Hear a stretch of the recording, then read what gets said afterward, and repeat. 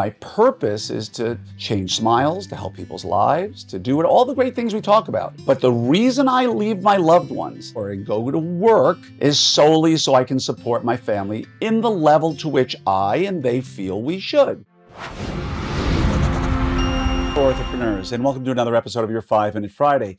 Today, I want to talk about money. There was a post in Orthopreneurs I posted the other day, and it was really interesting because probably about 95% of the people sent me messages or commented about amen, and there was about 5% of people who said, hey, good for you, man, but I don't agree with this. And I want to throw it past you and talk a little bit about why I posted on it. So I told the story of the fact that when my children were small, I have 3 kids who are now grown. When they were small, I would head to work in my shirt and tie, as I used to do back in the day. And as I was leaving for work with my backpack over my shoulder, I would give the kids a big hug and a kiss, say goodbye to my wife.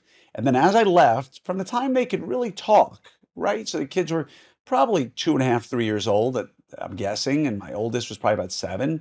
I would say to them, okay, guys, why does dad go to work?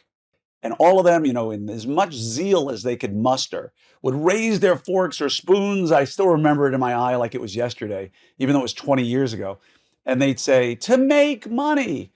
Now, at first, you may say, what kind of horrible life lesson is this to teach your children? That you're going off to work to make money. You're not trying to make a difference in the world. You're not trying to help patients. You're not trying to enhance the lives of your staff members. And I want to make it clear that all of those things hopefully were true in my life. I hope that my patients felt loved.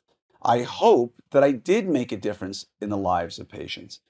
I hope that I did enhance my team's life by giving them life lessons and living as a role model and being their friend. And all of those things are amazing. And I don't think that I could ever have practiced without any of those things in my life. The idea of going to work every day purely for money and not having any joy and not feeling like I'm making a difference and not having a positive impact in people's lives sounds to me like a hell or a purgatory for me. So I hope I did all of those things. But if you ask me, why did I leave my family? Why wasn't I spending the day with my wife or my kids or doing something for me? As I've told you, all of you, you need to spend time with your families, but you also need to spend time with yourself. Why would I leave that? Why would I leave my wife, my kids, and my family to go enhance my team's life? No.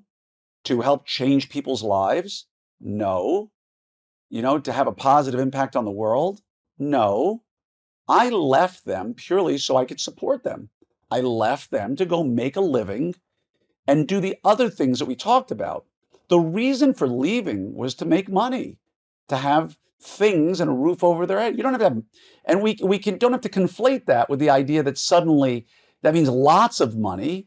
Hey, look, you want to live like a pauper, that's great, but you need to have a roof over your head, right? You can live in penury conditions, but you have to have food on the table, right? So the idea that we're all about money, no.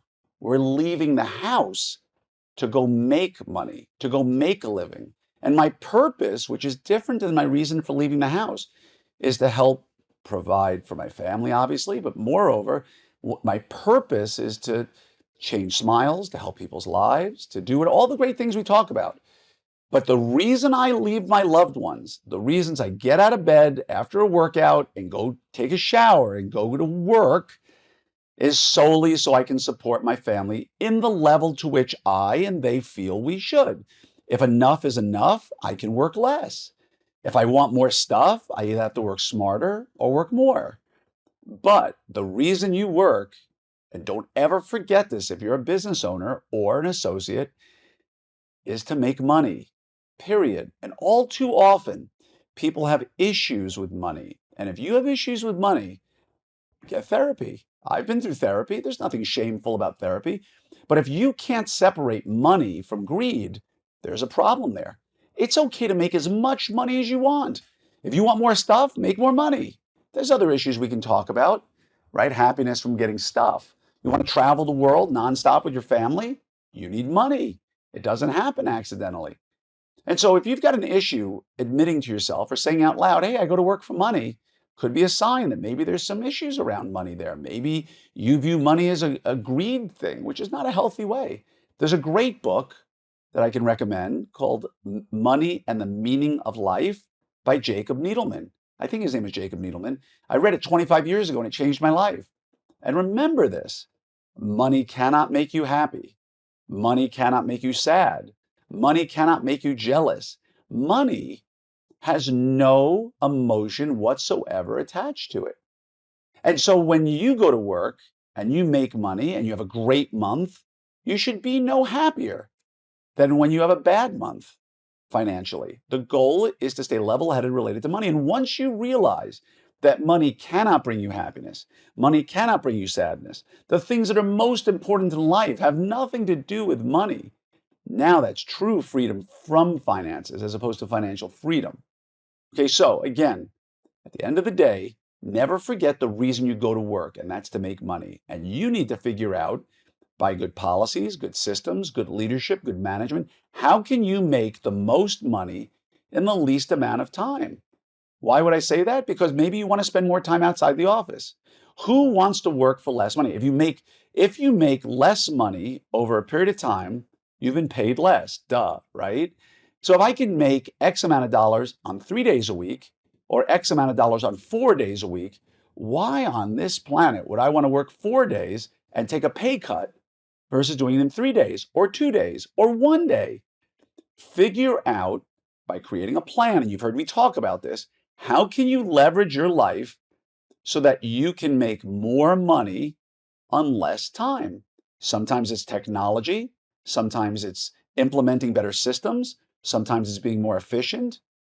So at the end of the day, how can you make more money? Because again, the only thing pulling you away from the things you love doing that are free or that you pay to do is the need to have to make sustenance, money. So don't you want to spend as little time doing that so you can enjoy the other things? And if your answer is, no, Glenn, I really, really, really want to work 5 days a week or 6 days a week forever, I would challenge you again to go see our good friend, the therapist. Because while everybody will tell you that, Glenn, I hate to refer myself in third person, how I love working, I also love playing. And we've had lots of conversations about balance in life. And so I'll wake up my day either with worship or working out, and I'll finish my day spending time with my wife almost every single day. So I don't work incessantly, but when I have free time, it's not with a hobby, it's not with my family, I'll work. But I want to do as little of that as I can so I can enjoy the other things and stay balanced, all right? So again, to pull this all together, I was talking to my daughter recently. She's grown. She was having a hard time at work.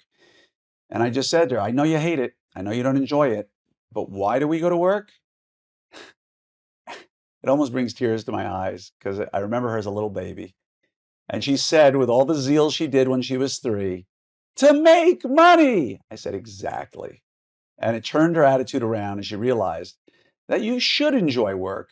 And you should enjoy being around people, and you should enjoy doing the stuff that you do as a byproduct of your work.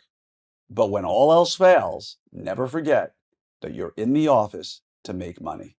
Much love to each and every one of you. I pray that you are coming to Orthopreneurs Summit. Go to opsummit2023.com. Come, stay an extra day, go see Disney World. But the meeting is going to be the one that changes your practice. I'm going to make sure you make more money, less stress. opsummit2023.com.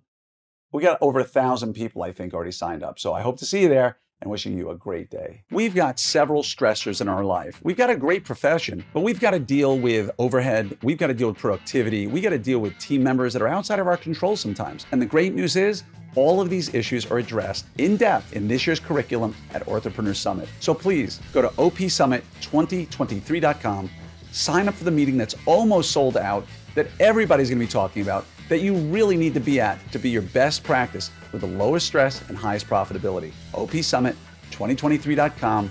Please join me there so that I can take care of you even better than you take care of your patients.